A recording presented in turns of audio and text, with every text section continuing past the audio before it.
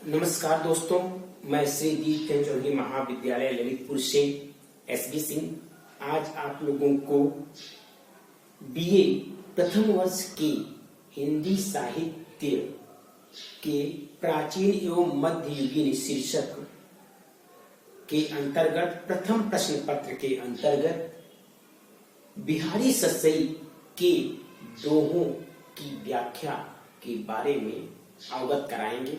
आप लोग ध्यान से पढ़िएगा और समझिएगा। जैसा कि हम सभी जानते हैं कि बच्चों कोविड-19 संक्रमण का समय चल रहा है, जिसके कारण उत्तर प्रदेश सरकार के निर्देशानुसार एवं बुंदेलखंड विश्वविद्यालय के अनुसार आप लोगों की ऑनलाइन कक्षाएं संचालित की जा रही हैं। तो आप लोग घर पर रहकर ऑनलाइन कक्षाओं का पढ़ते हुए आनंद लीजिए और घर पर स्वस्थ रहिए, सुरक्षित रहिए। ठीक है, चलिए हम आगे चलते हैं बच्चों टॉपिक पे। व्याख्या करने से पहले हम दोहे के शब्द के अर्थ को जान लेते हैं। दियो सुशीस चढ़ाई लय, शीश मीन्स होता है सिर, ठीक, या मस्तक। लय आंची माती ऐरी हेरी, जावे सुख चाहत लियो ताके दुख न फेरी। न फेरी मतलब न लौटाओ। इसके बाद इसकी व्याख्या देखिए।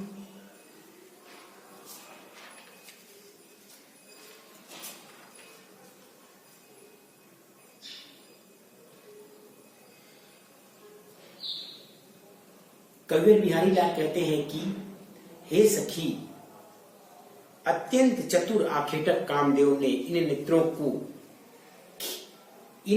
को खेल खेलना, क्रीड़ा करना सिखाया है, जिसके कारण ये वन में विचरण करने वाले मृगों की भांति कानों तक फैले ये नेत्र शिकारी हो गए हैं और चतुर नागर जन इनके शिकार हैं।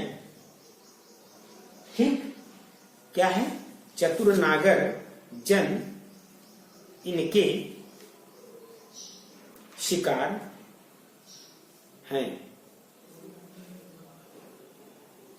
यहां पर बिहारी लाल जी ने श्लेष अलंकार का प्रयोग किया है।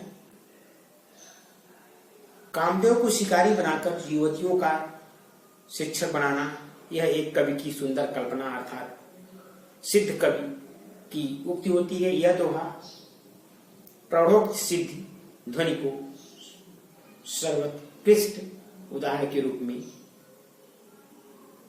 विद्यमान है, जहां कवि सुंदर वर्ण की रमणीय कल्पना करता है। अब हम आते हैं दूसरे दोहे की व्याख्या में। द्वैज सुधा दीधति कला, वह लख दीठ लगाए, मनव आकाश अगस्तिया एक कली दिखाए। इसकी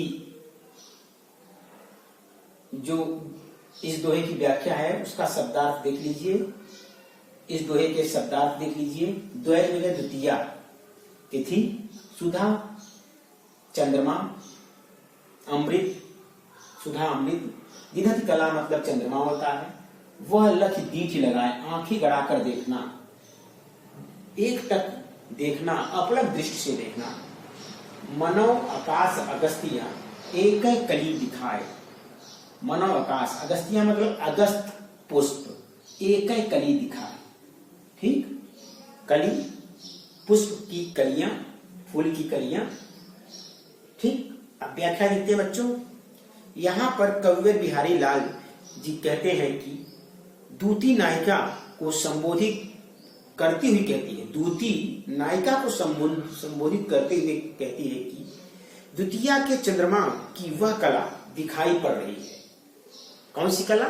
वह कला द्वितीया, जिस प्रकार चंद्रमा द्वितीया के कला में उदय होता है, उसकी कला दिखाई पड़ रही है। उसे देखो और भली भांति दृष्टि लगा कर देखो, अपलक दृष्टि से देखो, दृष्टि गड़ा कर देखो, ऐसा प्रतीत होता है कि वह चंद्रकला, वह चंद्रमा, वह चंद्रकला अगस्त पुष्प की एक कली जैसी दिखाई पड़ती है, कली जैसी दिखाई पड़ती है। यहां पर बिहारी लाल ने या आलोचकों ने अभिसारी नायिका के लिए संकेत स्थान पर जाने का संकेत इस दोहे के माध्यम से सिद्ध किया है।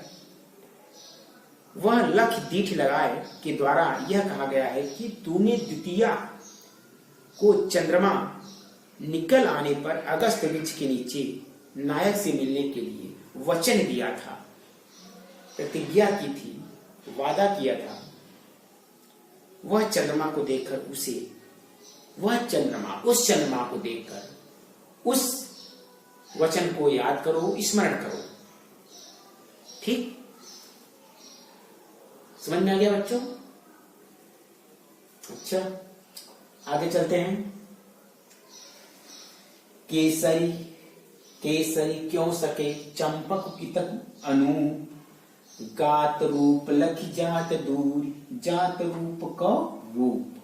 ठीक, इसके शब्दार्थ को देख लीजिए, इस दोहे के जो शब्दार्थ है उसको देख लीजिए। केसरी, केसरी मतलब बराबरी करना, बराबर करना। क्यों सके चंपक कितक अनूप, इसका मतलब यह है, इसका जो तात्पर्य है इस दोहे में, इसका तात्पर्य है चंपक में कितनी अनूपता है, कितनी अनुपमता है, कितनी सौंदर्यता है, कितनी विलक्षणता है, उसके मुकाबले में वह शून्य है। ठीक, गात रूप लख जात दूर, जात रूप को रूप, जात रूप को नैसर्गिक स्वरूप, जात रूपी स्वर्ण। ठीक, समझ में आ गया?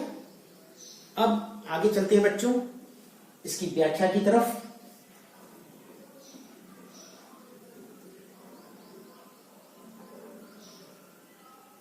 कोई नायिका किसी नायिका विशेष से नायिका के सौंदर्य का वर्णन करते हुए कहती है कि, क्या कहती है?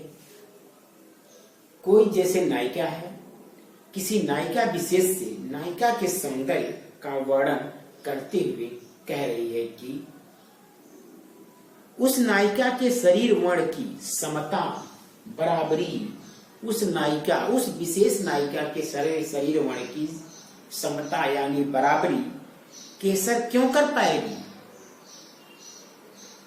और चंपक में कितनी अनुपता है, कितनी सुंदरता है कि स्वयं से उसकी तुलना कर सके।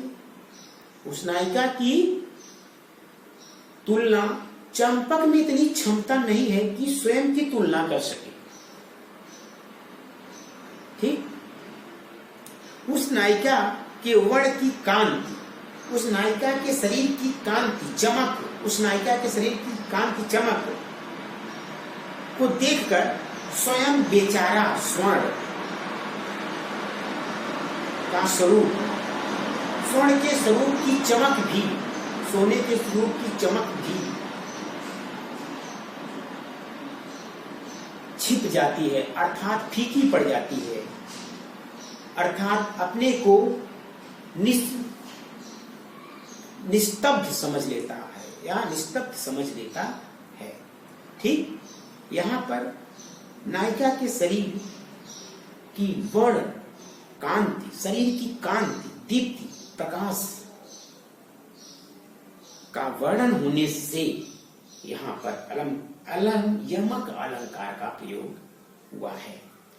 ठीक है, समझ में आ गया बच्चों?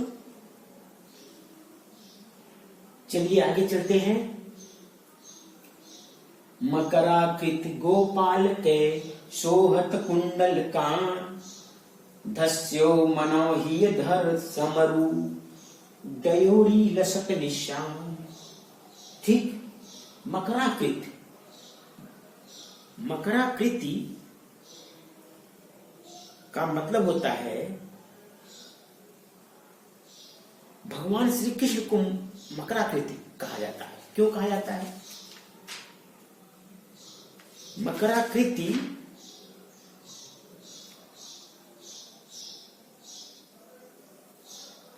श्री कृष्ण के कुंडल की आकृति मकर सदृश थी। श्री कृष्ण के कुंडल की आकृति मकर के समान थी, इसलिए उसे मकराकृत कुंडल कहा जाता है। यही नहीं, कामदेव की ध्वजा पर भी मकर रूपी आकृति है। ठीक, इसलिए मकराकृति। गोपाल श्री कृष्ण शोभत कुंडल कान, शोभत में सुशोभित होना, कुंडल मकराकृति रूपी कुंडल, कान श्री कृष्ण जी के कान में विद्यमान था, सुशोभित था। धस्यो मन्यो ही धर, हृदय रूपी धरा, हृदय रूपी पृथ्वी। ठीक, दयोरी लसत निशान, ठीक, निशान चिन्ह। अब इसकी व्याख्या देखते हैं बच्चों, हम लोग व्याख्या देख लेते हैं।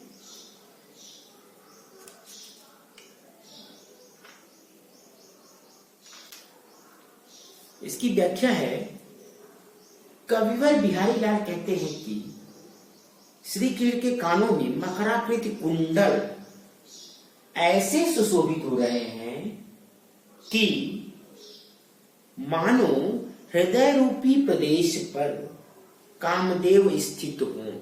क्या? हृदय रूपी प्रदेश पर कामदेव स्थित हो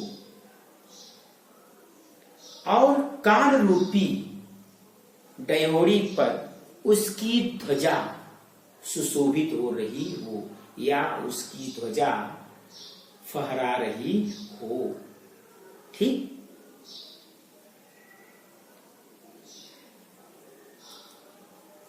इस दोहे में कविवर बिहारी लाल ने चमत्कार का आधार मकराकृत शब्द में किया है, जिसके दो अर्थ होते हैं। एक तो कृष्ण के कुंडल की आकृति और कामदेव की ध्वजा पर मकर का चिन्ह विशेष। यहाँ पर उत्प्रेक्षा अलंकार का प्रयोग हुआ है और उत्प्रेक्षा में भी